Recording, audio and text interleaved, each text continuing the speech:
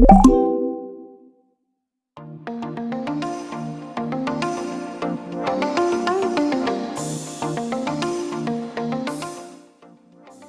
वालेकुम viewers, welcome back to my channel. आप देख रहे हैं लैंडस्केप टेक।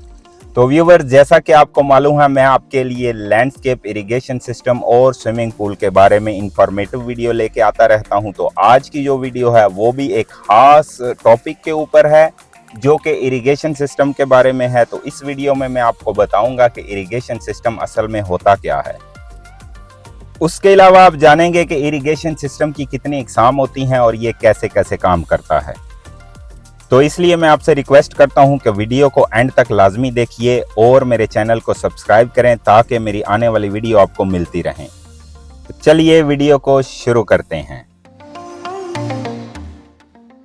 बात करते हैं देहात के इरिगेशन सिस्टम की, कि जो किसान भाई हैं जो खेती बाड़ी का काम करते हैं वो अपनी फसलों को पानी कैसे देते हैं। तो उनके पास निज़ाम होता है या तो नहरी या फिर दरियाई निज़ाम, जो कि कुछ इस तरह अपनी फसलों तक पानी को लेके जाते हैं। उसके अलावा वेल की मदद से अपनी फसलों को वो पानी देते हैं। अब जिन मुल्कों में नहरी निज़ाम नहीं है वो इस्तेमाल करते हैं ड्रिप लाइन इरिगेशन सिस्टम।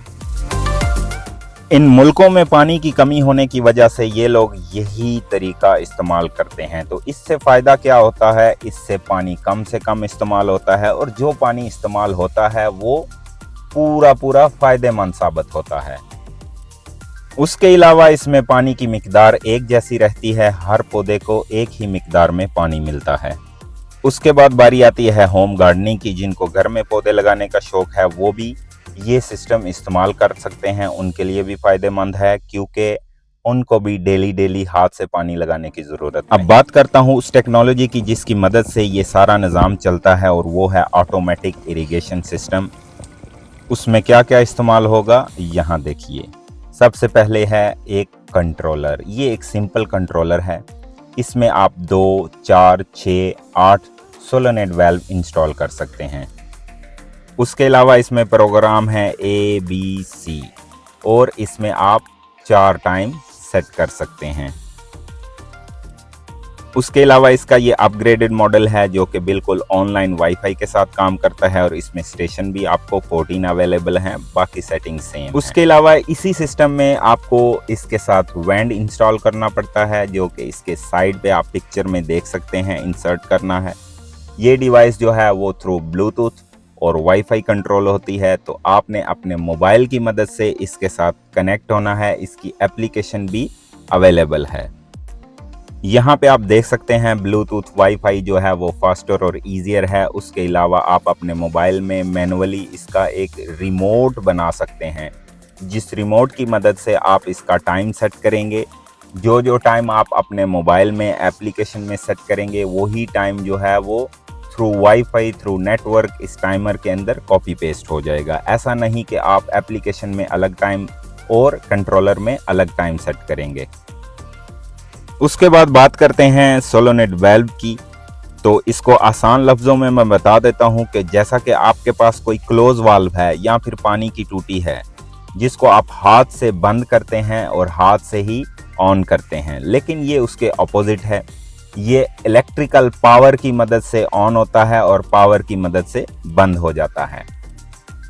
ये इस्तेमाल होता है छोटे लेवल के इरिगेशन सिस्टम में, जैसे कि घर में प्लांटेशन के लिए या फिर कम्युनिटी में जो आप देखते हैं रोड की साइड पे प्लांटेशन होती है, ग्रास लगा होता है, उसके लिए भी ये इस्तेमाल होते हैं। उसके अलावा जो 3 मॉडल मैंने दिखाए हैं उनका टेक्निकली फ़र्क क्या है वो बताता हूँ। इसमें आपको मिलेगी 24 VAC कॉयल।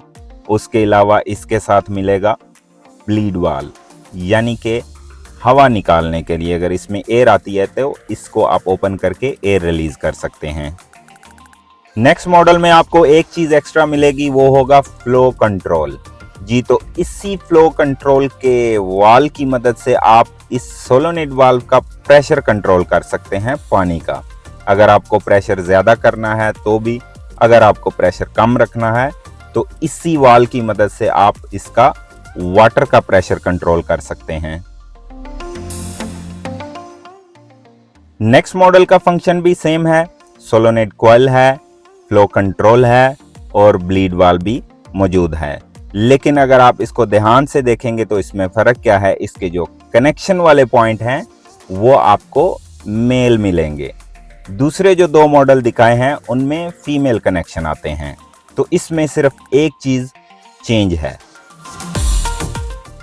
अब बात करते हैं इस कॉइल की 24 VAC NC नॉर्मली क्लोज। तो जब इसमें पावर नहीं होती तो ये नॉर्मली क्लोज रहती है, यानी कि सोलोनेट वाल्व से पानी नहीं गुजर सकता। जैसे ही कंट्रोलर इसको सिग्नल देगा ये ऑन होगी और पानी को पास करेगी। उसके अलावा ये कॉइल है लैचिंग विद बैटरी टाइमर, जो कि अवेलेबल है 1 स्टेशन, 2 और 3 स्टेशन बैटरी टाइमर के साथ। तो यहाँ पे मैं आपको टाइमर दिखा रहा हूँ, इसमें आप सेल डालेंगे तो ये सेल की मदद से ही चलेगा। ये सोलोनेट वाल्व जो है वो एक बार पावर आने पे ऑन होगा, दूसरी बार पावर आने पे ऑफ होगा। ये लैचिंग काम करता है। अब बात करते हैं इंस्टॉलेशन की, तो मैं खुद इसको इसी तरह इंस्टॉल करता हूँ। सोलोनेट वाल्व के ऊपर एरो का निशान होता है, उसको आपने ध्यान में रखना है। मटेरियल की बात करते हैं तो एक पीस आपको चाहिए टेफ्लॉन टेप, एक high pressure close valve 1 inch का, 2 मेल अडाप्टर 1 इंच के, एक सोलोनेट वाल्व 1 इंच का और एक यूनियन 1 इंच का। उसके बाद 2 90 डिग्री एल्बो हैं, ये भी 1 इंच की हैं। तो आपने करना क्या है, जो एरो वाली साइड है वो आपका आउटसाइड होगी, आउटलाइन कह सकते हैं, या फिर आप कह सकते हैं ड्रिप लाइन।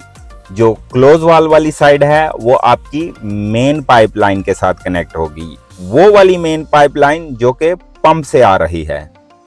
ये बिल्कुल इजी टू इंस्टॉल है। साइज की बात करेंगे तो इसमें 3 साइज अवेलेबल हैं, 1 इंच, 1.5 इंच, 2 इंच। तो साथ मैंने एरिया भी लिख दिया है।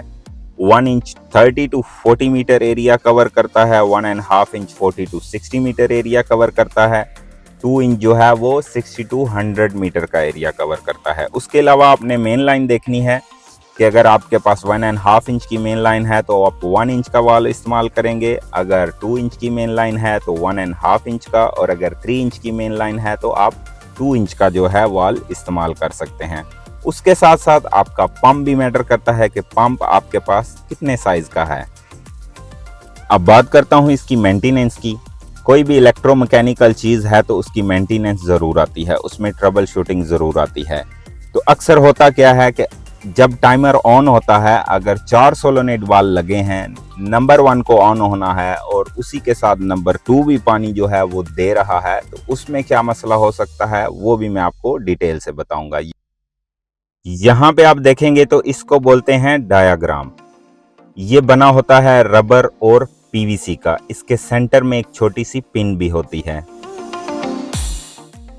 उसके बाद आता है डायाग्राम स्प्रिंग, जो कि फुली एसएस का बना होता है, इसको जंग नहीं लगता।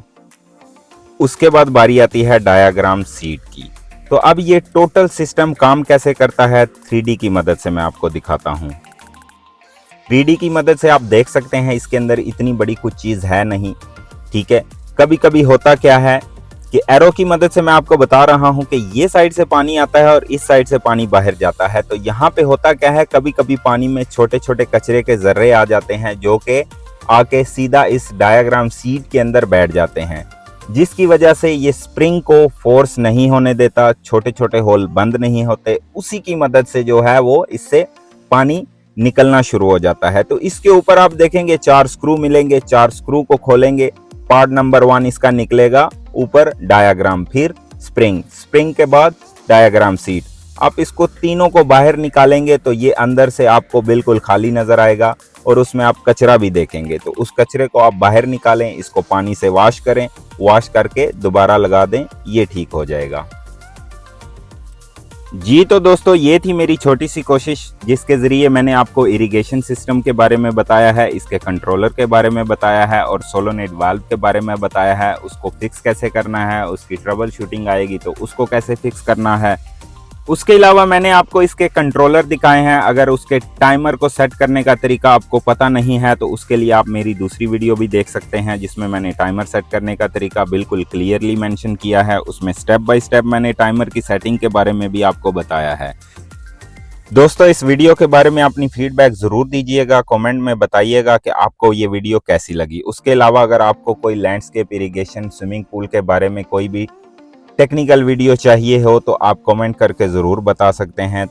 मिलते हैं अगली वीडियो के साथ, अपना बहुत सा ख्याल रखिएगा। अल्लाह हाफिज।